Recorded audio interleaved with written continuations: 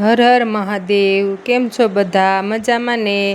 આજ આપણે જવાનું હતું બહાર, એટલે હું અને સાહેબ નીકળી ગયા ઘરેથી અને બેસી ગયા ઇલેક્ટ્રિક બસમાં। આ બસમાં આપણે પહેલી વાર બેઠા, પણ આ શું, આખી બસ ખાલી, જાણે અમારી સ્પેશિયલ હોય એમ। થોડી વારમાં આપણે પહોંચી ગયા બસ સ્ટેન્ડ।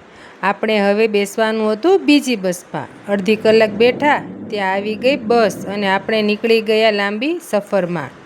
રાતના વાગી ગયા 10 અને બસે લઈ લીધો વોલ્ટ। અને પછી તો આપણે લાગી ગઈ હતી ભૂખ અને આપણે પણ મંગાવી લીધી પાઉંભાજી। જમીને ફરી બેસી ગયા બસમાં, કારણ કે આપણે હજુ લાંબી મુસાફરી કરવાની હતી। વાગી ગયા હતા રાતના 2 અને આપણે પહોંચી ગયા હતા આપણા મુકામે। ત્યાં આપણે આવી ગયા ગેસ્ટ હાઉસ પર, જ્યાં આપણે રોકાવાનું હતું ત્યાં।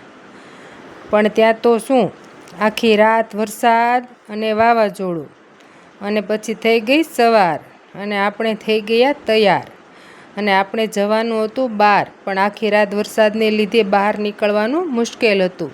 તેમ છતાં પણ ધીમા ધીમા વરસાદમાં આપણે નીકળી ગયા, કારણ કે આપણે જવાનું હતું મહાકાળી માના દર્શન કરવા।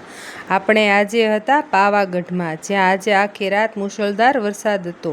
તળેટીમાં પહોંચ્યા ત્યાં તો બધા વાહનને અંદર એટલે કે પાવાગઢના મંદિરના પગથિયા સુધી જવા દેવામાં આવતા ન હતા, કારણ કે ભારે પવન અને વરસાદને લીધે ડુંગર ઉપર અવર જવર બંધ હતી। લગભગ 2 થી 3 લોકોના મૃત્યુ થવાનું પણ સમાચાર હતા। પછી તો અમે પણ વિચાર્યું કે ચાલો આપણે પણ ડુંગર ઉપર જવું નથી, ઘરે જતા રહેવી। પણ વિચાર્યું કે માચી સુધી તો જઈએ, જો જવા દેશે તો જઈશું, નહીં તો જેવી માની મરજી।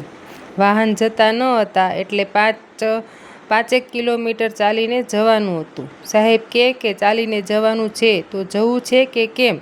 મેં કીધું રિસ્ક તો છે, પણ અહીંયા સુધી આવ્યા છીએ અને દર્શન વગર જવાનું દુઃખ તો થતું હતું, પણ કેમ કરું?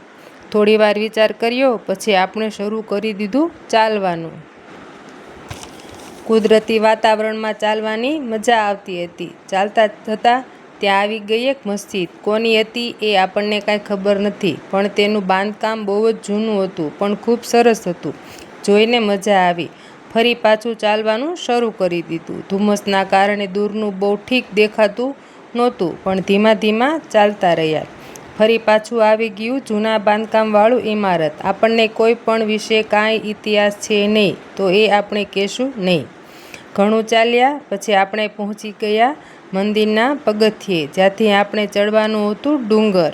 વરસાદને લીધે પગથિયા ઉપર પાણી, કાદવ, કીચડ, પથ્થર અને જીવજંતુઓ હતા। વરસાદ તો હતો, પણ બફારાને લીધે ચાલવાનું બહુ મુશ્કેલ લાગતું હતું।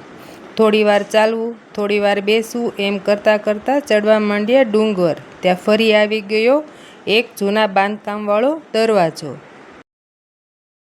તેમાંથી પસાર થઈ ફરી શરૂ કરી દીધું ચાલવાનું। ડુંગર ઉપર ફરી પાછું આવી ગયું જૂનું બાંધકામનું એક સરસ બનાવેલું હતું મંદિર।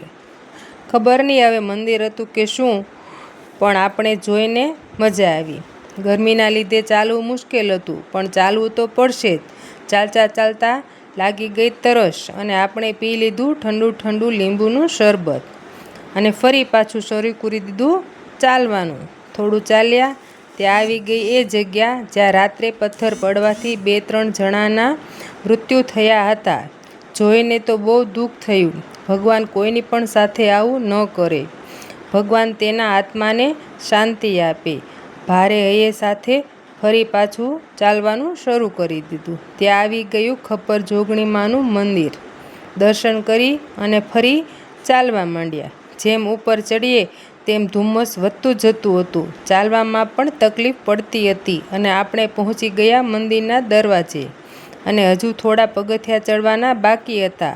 પગથિયા ચડી અને ફાઇનલી પહોંચી ગયા માના દરબારમાં। મારી પાવાવાળી મહાકાળી માના સાનિધ્યના દર્શન કરવાથી મનને એટલો આનંદ થયો કે ન પૂછો વાત। એમ થાય કે અહીંયા જ રહી જાય। થોડા ફોટા પાડી ઘણીવાર ત્યાં બેઠા। ત્યાં તો વાગી ગયા 12 અને પૂજારી લઈને આવી ગયા માનો થાળ। માનો થાળ જોવાનો લાવો આપણને મળી ગયો।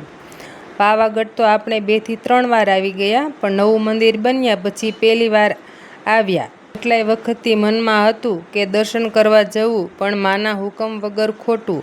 આજે એ સપનું પૂરું થઈ ગયું. જય મહાકાળી માં. મન ભરીને મંદિરમાં દર્શન કરી માને નિહાળી. માને ફરીવાર દર્શન કરવા લાવવાનું કહી ફરી કરી દીધું ચાલવાનું શરૂ. અને ત્યાંથી જોઈ લીધું આપણે દૂધિયું તળાવ. દૂધિયું તળાવ પહાડોની વચ્ચે ખૂબ જ સરસ બનેલું છે. આ દૂધિયું તળાવ જ્યાં પાણીનો કલર આજે પણ દૂધિયા કલર જેવો જ છે. અને આવી ગયા ત્યાંની ભોજનશાળામાં, જ્યાં માત્ર 20 રૂપિયામાં તમને સરસ જમવાનું મળી રહેશે. ત્યાં આપણી નજર ગઈ ઘોડા ઉપર, જ્યાં બધાય ફોટા પડાવતા હતા. પછી તો આપણે બજારમાં આંટો મારતા મારતા ચાલવા માંડ્યા અને આવી ગયા વડોદરા બસ સ્ટેન્ડમાં, જ્યાં સાહેબ લઈ આવ્યા ગરમ ગરમ સમોસા અને વડાપાઉં.